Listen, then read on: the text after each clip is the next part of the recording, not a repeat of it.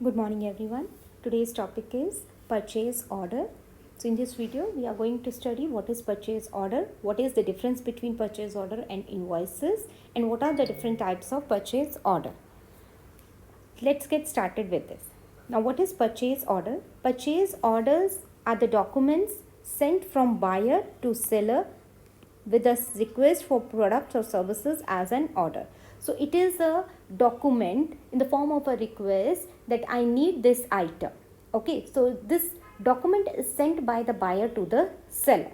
Alright, now what this purchase order includes? Purchase order is also known as PO. So in short, we also call it as PO. So what does purchase order includes? Purchase order includes a number for tracking the purchase order, okay, throughout the system. Now what does this PO include? PO includes the type of item which you have ordered plus the quantity and the price. Okay, like you have seen the invoices now that we will also, when you receive a bill, so in that bill everything is there, bill number is there, the item which you have bought, that is also there, the type of item, okay, then the quantity, then at what price you have bought, so everything is there. So like that also purchase order also includes a number for tracking the purchase order throughout the system, as well as the type of item which you have ordered plus the quantity, how much quantity you have placed, and the price in which you have placed a order, purchase order. Okay, so more specific orders will include more details, but as a general rule, the more information you include, the more effective your PO is. PO means purchase order. So the more information you include in the purchase order, it will be more easy for the seller also to understand it, and it will become more effective, your purchase order. Okay, a PO once accepted by the vendor or supplier is legally binding contract between the two parties. So here the two parties are buyer and seller. Now it is a request from the buyer to seller that purchase order. So the details which are what goods and services are being purchased. So buyers send the purchase orders to the seller as an intent to make a purchase in the near future. So additional details includes the price of item, expected delivery schedule, and the payment terms, etc. As a form of binding contract, purchase orders protect both the buyers and sellers by making the details of the arrangement clear. So these purchase orders actually protect both the buyers and sellers. Alright. Now next is, what is the difference between purchase order and invoices? Okay, now there is a clear-cut difference between purchase order and invoices. Purchase orders are created by the buyers and invoices are created by the seller. So this is a major difference between these invoices and the purchase order. Purchase order created by buyer. When you are purchasing an item, you are making an order of it. Okay, you are placing an order of it. And invoices means when you are buying something, okay, when you are buying something, then seller will give you a document or a piece of paper that is known as invoice. In Hindi also we call it as bill. So in English also we call it as bill, BILL. So invoices and bills are same.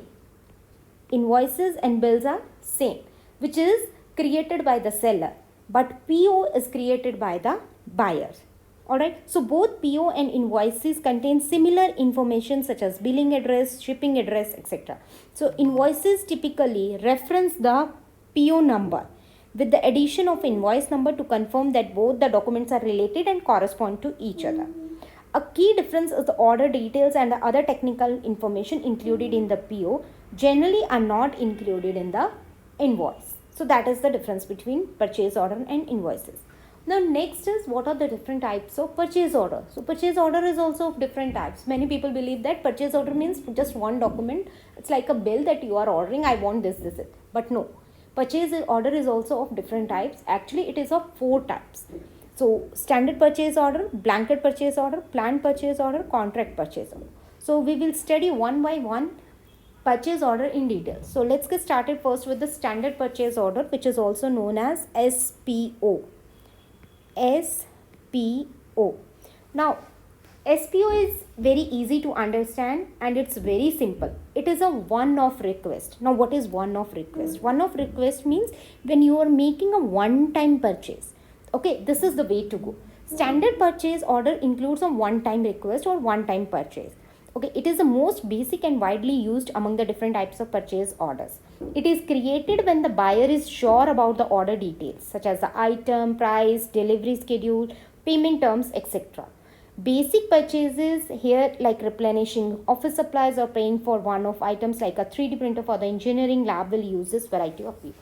So in simple language, if I wanted to say what is standard purchase order is a one-time purchase. One-time purchase, for example, if I wanted to buy a refrigerator, so I'll buy a refrigerator once in 15 years, right? If I wanted to buy a furniture, I'll buy once in my lifetime.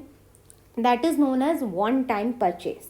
It is not regular and recurring order. You cannot, like you don't place it on a regular basis. Like notebooks you need or pens or stationery you need it on regular basis.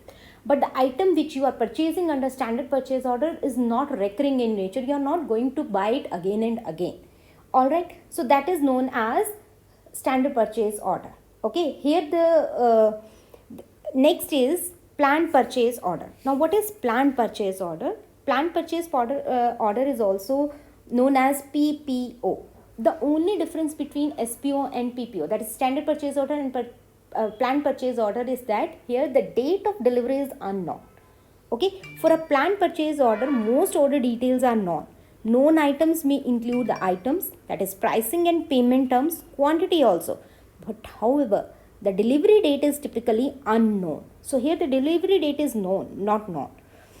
If for example, if a company needs 300 diaries for their stock, okay, under PPO, but no set delivery date. So, but it can be adjusted later on to say like that, okay, fine, we will deliver 500 diaries in each month. Okay, that is an example of planned purchase order. It will eventually be finalized and can be adjusted. Okay, next is blanket purchase order. So blanket purchase order incorporates several potential orders into one. This type of order is a very essential order. Here price is fixed, but the timing and quantity is very uncertain here. Okay, price is fixed. Okay, there is a contract between the buyer and seller under the blanket purchase order that I will give you one pen, like the price of the pen is 10 rupees. For next 1 year, I will give you the same pen at a price of rupees 9. But you have to make recurring purchases in that. Here the price is fixed, but the time and the quantity is uncertain. So in that case, under BPO, blanket purchase order, you have to make the recurring purchases. Okay, to secure a better price, it requires a recurring purchases or regular purchases. Alright, so this price which they have fixed, this is for 1 year, but the quantity is unfixed. So limits for spending and other terms and conditions have been agreed upon by the supplier and the buyer. Alright, so this type of purchase order typically outlines the items and the total quantity needed. It may or may not include pricing, but if it does include pricing, then it may include price breaks that the seller is willing to offer. Next is contract purchase order, that is CPO. Now contract purchase order is the most complex order. It is a formal long-term agreement between the parties. So it is a formal version of the blanket purchase order which involves a legal agreement between both the buyer and the seller. So the contract will normally list the number of items that the company will buy and the price that the seller will offer. These agreements ensure that no misunderstanding occurred between the parties and that each side will live up to their promise. The company and the supplier will usually negotiate the terms of an agreement to find a fair compromise. So that will give everyone the best possible results. The penalties for breaching the contract will vary but can involve legal action. Generally, these CPOs are made under a set time frame with an expiry date which is usually 1 year. So these are the different types of purchase order today we have discussed. That's all for today. Thank you.